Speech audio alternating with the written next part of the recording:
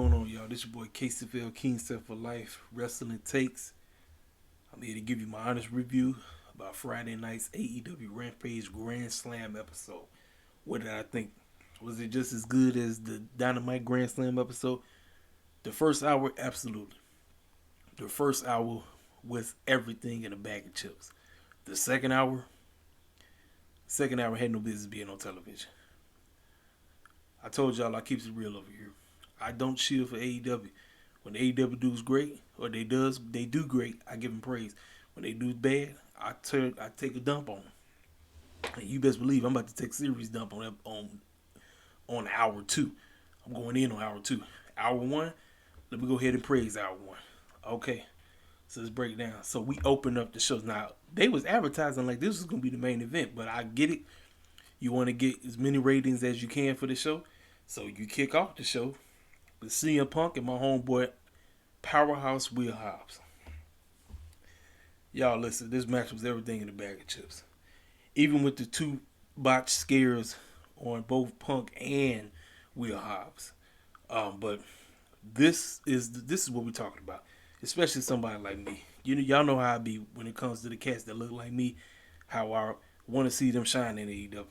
I really do. I want to see them do well because, listen, wrestling is great when everybody is shining, when everybody gets the opportunity to eat, and everybody is on the equal playing field. This is when wrestling is off the chain. When you got one group of people that's dominating the show every day and every night, then everybody else is just sitting in the back looking goofy, or when they get on TV, they do absolutely nothing. They go nowhere. It's like, what is that? When you got everybody getting the opportunity to get an opportunity to shine, this is when wrestling is at its peak, when it's off the chain, when everybody can celebrate. Listen, CM Punk, for somebody who hasn't wrestled in 7 years, especially on television, this is his first televised match in 7 years. And he picks my young man, Will Hobbs. Man, this match was everything in a bag of chips, I'm telling you. Will Hobbs asserting himself, letting you know who he is. CM Punk doing everything in his power to get this young man over. Like I said, despite the two botched moves that happened where Will Hobbs could have easily got hurt, and I think Punk got hurt a little bit. Punk got busted open in the mouth. But I'm telling y'all, man, 2023, you book it. I'm going to keep saying it till I'm blue in the face.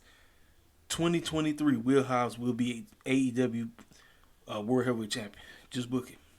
Write it in pencil. Remember KCFL told you, and I told you. It's going to manifest, and I can't wait. But I'm here for the ride. I'm ready to see the ride of Will Hobbs. I want to see this man continue to grow, get better in the ring, be able to cut awesome promos, come up with a character, do whatever he needs to do to get over, because I'm excited for him, and I can't wait to see what else he brings to the table, because I am excited for him. CM Punk, man, I can't wait to CM Punk gets into a long-term story, whoever. Because right now he just picking and choosing who he wants to have a match here and there with. Excuse me. It's like really not long-term booking right now with him, but when he does, oh, it's a wrap. CM Punk let you know, hey, I ain't forgot how to wrestle. It's like riding a bike. You might not ride a bike for years, but when you get back on the bike, you don't forget exactly what to do. And CM Punk is doing a great job. You knew he was going to get the victory. Hook got involved. He was supposed to be trying to distract, quote-unquote, CM Punk. Well, CM Punk ended up throwing Will Hobbs into him. He fell off the rope. And then that's when CM Punk was able to do the move. They would go to sleep. 1, 2, 3. Match over. I think it was go to sleep. I'm not mistaken. I think it was go to sleep. But, man, this was excellent. This is everything in a bag of chips. I'm telling y'all, man. When cats be saying black wrestling draws, we do. If you give us the opportunity, if you allow us to go out there and have great matches, be able to be good on the promo, come up with excellent characters, don't have us cooning and shucking and jiving, man, we going to be great. That's all we ask. Just give us the opportunity, man. That's it. And what Tony Khan and them is doing, what CM Punk decided to do with my man Will Hobbs yesterday, it was outstanding, man. I really have no complaints about that match whatsoever. And if anybody complained about that match, they can kick rocks. So then, right after that segment, we got a little video vignette between Jade Cargill, Nyla Rose, and my girl Thunder Rose. Now, I haven't been watching Dark, but apparently they've been feuding ever since the Battle Royale that took place, the Casino Battle Royale at All Out, and they've been beefing ever since. So this feels like this is going to be a triple threat. I don't know if it's going to be for a title shot against Britt. Not sure. But that video vignette was excellent. Jade Cargill, she coming into her own. You know what Nyla Rose going to bring to the table. And like I said, Thunder Rosa, as everybody knows, she will be the next AEW Women's Champion. And when she get the title, this is when the women's division is going up even a higher notch, because you know Thunder Rosa is an excellent professional wrestler. So that means whoever get in the ring with her, you better be just as good as her, even better. It's not even a question no more. It's not even a question. When that woman get that championship, oh my goodness, look out. Look out. That's all I got to say. So then we get this match. Now, y'all know, listen, I am not a fan of multi-man matches. I'm cool with tag team matches, but multi-man matches for me, I don't know. When I watch multi-man matches, just feel like it's just so much crap going on, and you can't focus on what's going on because there's just too much chaos going on. Now, with this match though, this 3-on-3, because it's obvious the trio championships are coming. They right around the corner. They are coming, and we know who's going to be the first ones to win them. It's going to be the Super Clique. That's what they call themselves, which is Adam Cole, Matt, and Nick Jackson, the Young Bucks, and they went against the Jurassic Express featuring Christian Cage.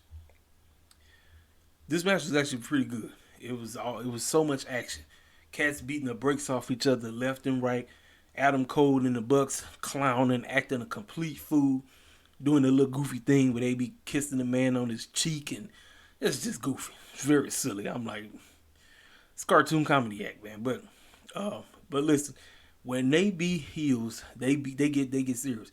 Oh, and Don the Clown was on commentary. You knew he had to be on. Yeah, this is another pet peeve of mine. I think AEW is going to have to figure out who they're going to have on commentary, and I think a 2-man team is great. If you throw a third person on there, fine.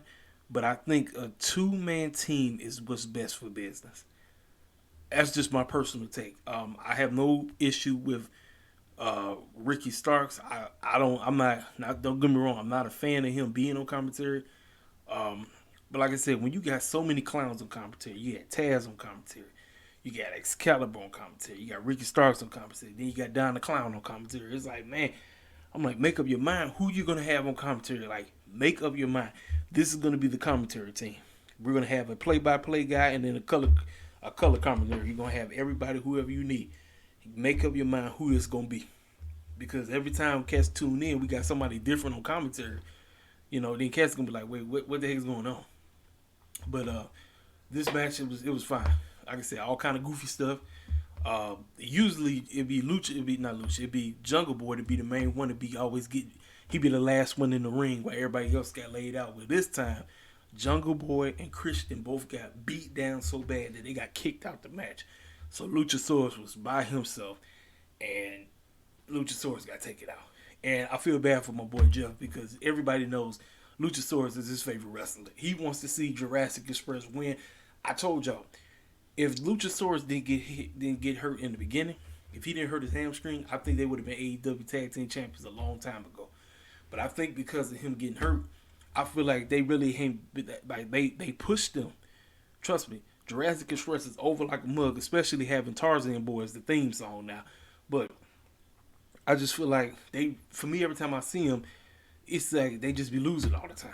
And I'm like, man, when they gonna get a decent victory or something? You know what I mean? But the heels is the heels. They beat the brakes off of them. Luchasaurus ends up getting pinned. They got Adam Cole pinned him. So after the match, you had Jungle Boy and Adam Cole staring each other down, and a match was made out the woodwork. So for Dynamite, we're getting Adam Cole versus Jungle Boy. Now this match is gonna slap, because both of these cats is excellent wrestlers. So I'm looking forward to this match on Dynamite this coming Wednesday. It's gonna be great. I can't wait. Now, I would not be shocked if Jungle Boy actually gets the surprising victory, because don't nobody expect him to win. Adam Cole's supposed to win, quote unquote. But I would not be shocked if Jungle Boy mess around and get the victory. Now, this matchup, I was not looking forward to this match. I was only looking forward to the finish. The reason why is because I get what Tony Khan and them is trying to do. They're trying to get this. They want to bring together the wrestling and the UFC MMA fan base. You know, they trying to tell UFC fans that professional wrestling is fine. It's not under the clutches of Vince McMahon over here. We're actually taking professional wrestling serious, and they want AEW to get the mainstream appeal. So you bring in a clown like Dan Lambert, who is excellent on mic. Dude can cut a promo. He can talk all day long because he's playing the character of a guy who hates professional wrestling yet is a part of it. That's what his role is. And he's bringing in all these UFC clowns that I said I don't watch UFC, so I can't name them cats from Adam. I've seen those cats before, but I can't name them cats from Adam. But having them out there, and then I know why they went with Jericho and Jake Hager because Jake Hager has a MMA background, so it's only right for them to feud with them. So, how do I feel about this tag team match? The tag team match, it was okay. It's not the best tag team match, but it was okay for what it was. My big thing was about the result. Because if y'all would go back, let's go back to when AEW had first got started.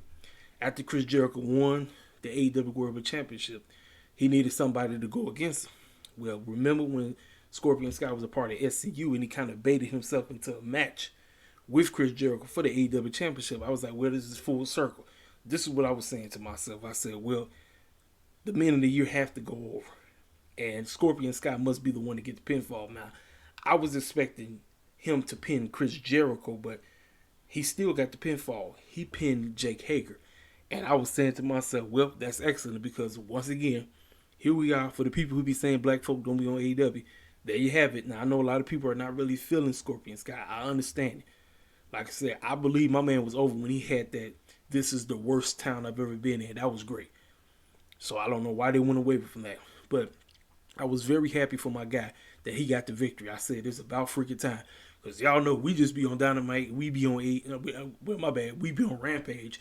And we be losing 24/7. So I'm like, the fact that Scorpion Sky actually went over, I said, well, it's about dang time. I said, first black dude to actually get a pinfall on Rampage. I said, well, shoot, all these black folk on Rampage yesterday. I'm like, somebody black got to go over. You feel me? But it is what it is. So after the match, the men of the year, Chris Jericho and them was trying to beat them down. But then, no. Take that back. Chris Jericho had got a hold of Dan Lambert, and he was holding him hostage. This is when all the UFC clowns came out the woodwork, and they just ran the ring. Now remember, the Inner Circle was busy with other stuff. Sammy Guevara got Miro going on. He did it with Miro, and then Proud and Powerful is with the Lucha Bros. So they hands are tied. So it was basically a 7-on-2. I think it's about 7 clowns up, 7 to 8 clowns on 2. Jericho got messed up, got busted open, and everything. I'm kind of mixed on that. I get it. I get what they're trying to do, but I got mixed emotions. Like I said, I think after this, this is when the show kind of fell down for me. This, like I said, I told you, hour 1 was great because hour 1 was when the match was done. When the match finished, this is where hour 2 began. Now, from here on out, hour 2 was a complete waste of time. Hour 2 had no business being on Rampage. None whatsoever. Listen, Rampages should only be 1 hour. What you seen from hour 2, it just shows you Rampage should only be 1 hour. It's not even a question. Hour 1 was excellent. Hour 2, man, I was watching this show and I said, what the clown is Tony Khan thinking? This fool just be, I'm serious, man. I'm like, Tony Khan, man, you the guy. But sometimes, bro, you be overdoing it, man. Man, it's crazy. It's crazy as heck. So then we got a, right after that, so no, yeah, okay, yeah. Okay, yeah. So, yeah, right after that, we got Santana Ortiz, the Lucha Bros, versus the Hardy Family Office. Now, this is what I'm saying to myself. I'm like, well, we know that the tag team champions team is winning. We do know that, right? This is what I'm saying to myself. I'm like, please don't be don't have it be private party. One of the members of private party get pinned. This is what I'm saying to myself, but I already knew what was coming.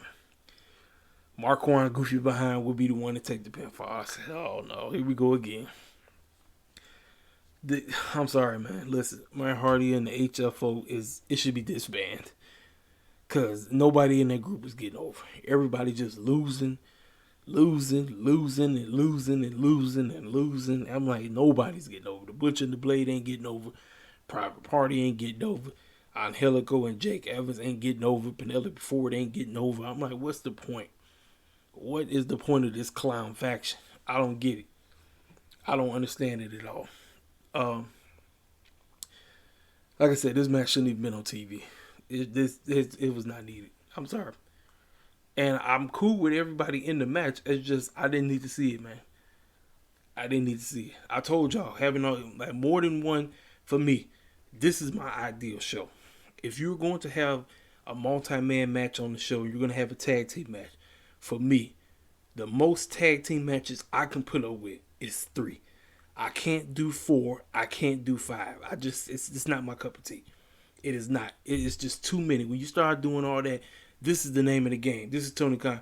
Hey, man, we got to put everybody and their mama on TV. You do not have to put everybody and their mama's mama on TV. This is what I'm talking about. You don't. Everybody, it don't need to be on every episode. And this is what I'm talking about. Just trying to get everybody on the freaking card. No, you do not. You don't. And this matchup was a waste of time. I get it. They trying to get to, because we know where we're going. We're eventually going to get Santana Ortiz versus the Lucha Brothers. This was where we're going. That stuff is coming.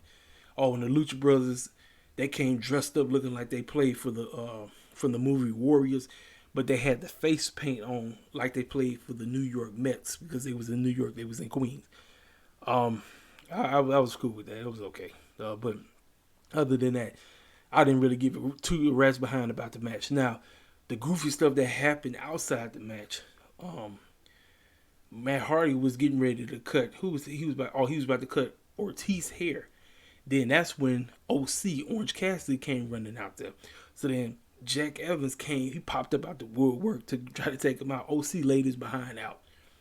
So they still trying to continue this feud between Matt Hardy and OC. I'm like, this thing needs to die. This feud needs to die. I don't care nothing about this feud. And I hate to say it, but I feel like this feud has digressed Mr. Orange Cassidy. Orange Cassidy was one of the best acts in AEW. After that matchup, him and Pac had a Revolution 2 years ago. I think it was 1 year ago, 2020. After that, it just seemed like everything just fell flat. It just fell flat. I was like, man, what are they doing with OC? Like, he was on top of the moon, but he was on top of the moon when it came with him and Chris Jericho. Now it's like, I don't know. I can't even call it, man, but it is what it is. So, like I say, Marquand got pinned.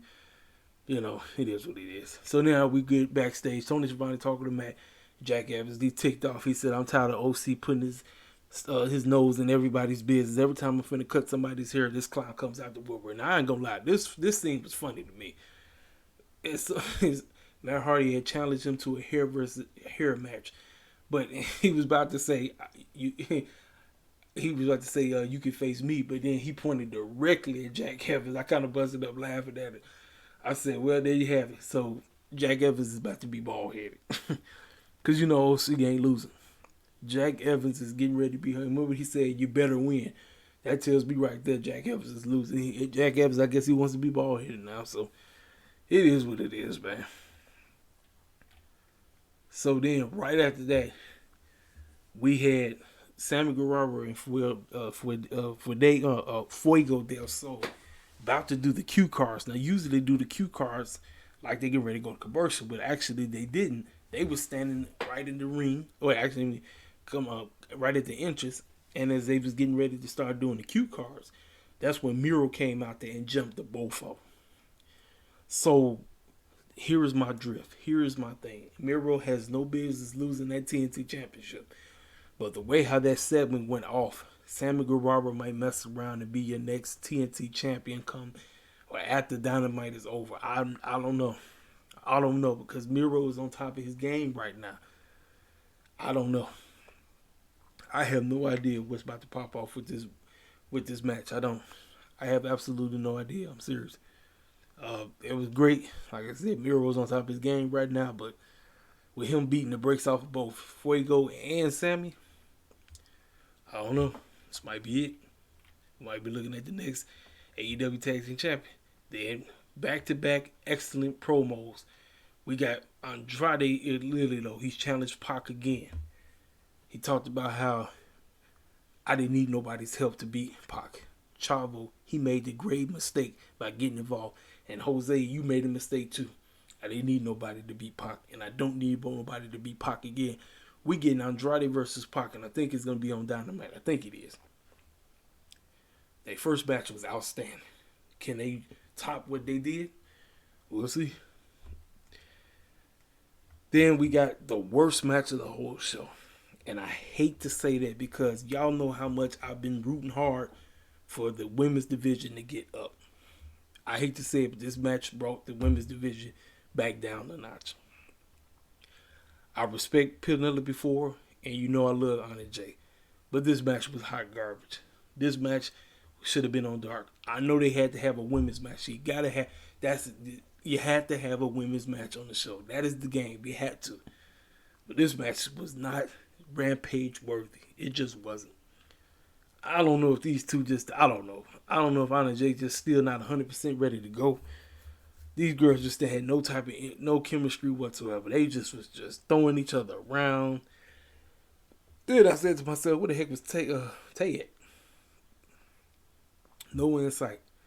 Nowhere. So I was like, I don't know. But I knew what was going to happen. Now, for me, I was expecting Anna Jay to win because she just got back. So I'm thinking, okay, Anna Jay gets the victory, right? No. Bunny being ringside, distracting the ref. She tossed her brass knuckle. She lays her out. Penelope Ford gets the upset victory. And I said, man, I didn't see that coming because I was expecting Anna Jay to win. Then the two of them beat the brakes off of her. This is when Taya come running out there. So then after Taya ran out there, this is when Matt Hardy and the HFO folk clowns, they just all ran up out there. That was just random. So then after that, that's when the Dark Order folk came charging out. Dark Order folk came out. So now remember, we got the little beef going on in the Dark Order right now. So after this situation, you got Evil Uno. He's standing there looking at Alex Reynolds and the rest of them. And then he just walks off, which means who knows what. Now the speculation, here's the speculation, folks. Is Wyndham Rotunda showing up early? Because they will be in Brody Lee's hometown next week of Rochester, New York. Does he show up? Does he take over the Dark Order? Or do they wait, like how I said, to the October 29th episode of Rampage for him to debut? Don't know. But there's a whole lot of turmoil going on in the Dark Order. They let you know something about to pop off because everybody not seeing eye to eye. But with the result of this match, we getting a tag team match. We're getting Tay and Anna Jay versus Penelope Ford and the Bunny. Hopefully this match is fine. But like I said, the name of the game is growth. It's growth when it comes to the women. I want the ladies to do excellent. I want the ladies to get. I told you, man. I told you. Outside of Tony Khan getting us right, this is getting the women right. You get the women right and you get us right, your show's gonna be off the chain. That's the name of the game.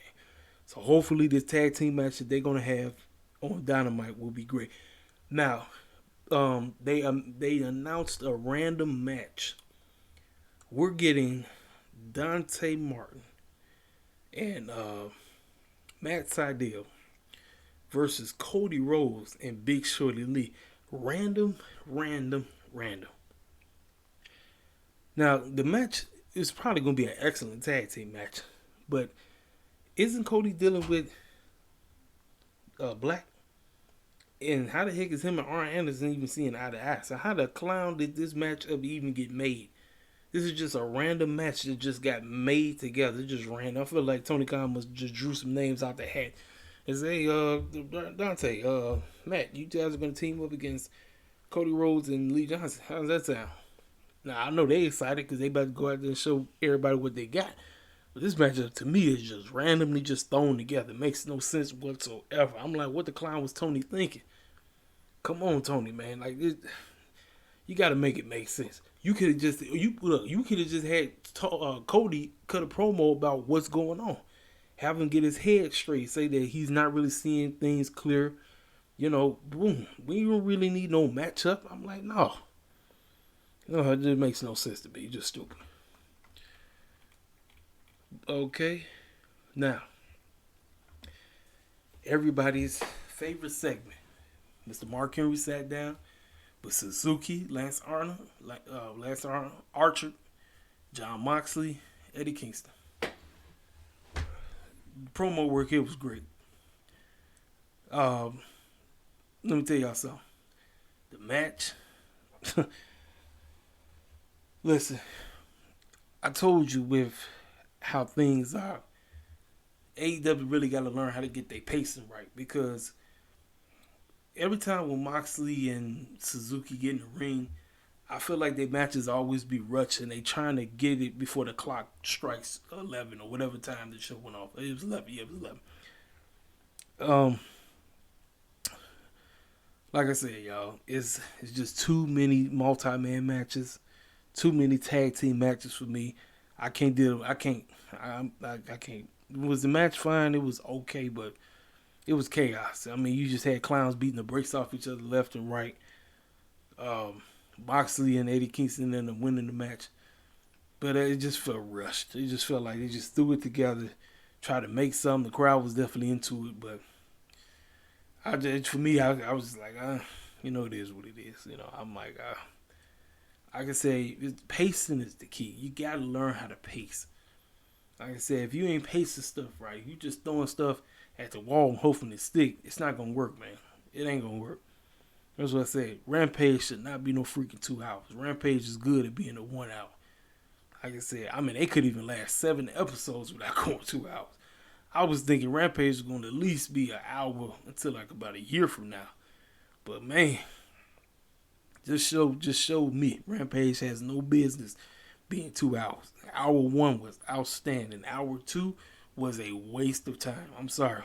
It really was. It was, like I said, I tried to tell you what I liked on hour 2, but really not nothing. Hour 2 was a waste of time. I'm sorry. It really was, man. I'm like, man. And y'all know I love AEW, man, but I got to keep it real. And I seen that, I said, man. Yeah, Rampage should only be 1 hour. So I don't know. Maybe Tony Khan might have to talk to TNT, and maybe he might have to figure out how to get if they're gonna be doing GrandSlam every year, get the GrandSlam episode, make it be like how you got Monday Night Raw, it's 3 hours.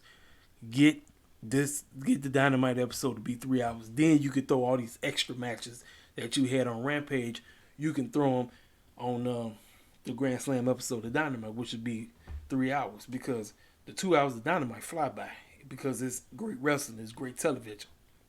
So with them having to get that extra hour just strictly for GrandSlam, that is it. It's not gonna be no regular thing, because I can barely do 3. Look, when I was watching WWE, I couldn't sit there for no freaking 3 hours in whatever time to sit up and watch Monday Night Raw. It was a waste of time.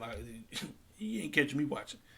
But for GrandSlam, if they're gonna be doing GrandSlam every year, find a way to see if they can get GrandSlam to be 3 hours. Then just let Rampage be the 1 hour that it is. Because with Rampage being 1 hour, the show flies by, and whatever they be able to bring to the table, they bring to the table. Boom, 1, 2, 3, match over. 1, 2, 3, match over. Get a little segment in, boom, and then we get the little talking thing with Mark Henry where he pictured side by side with everybody, he interviewed everybody. Great, boom, there you have it. 1, 2, 3.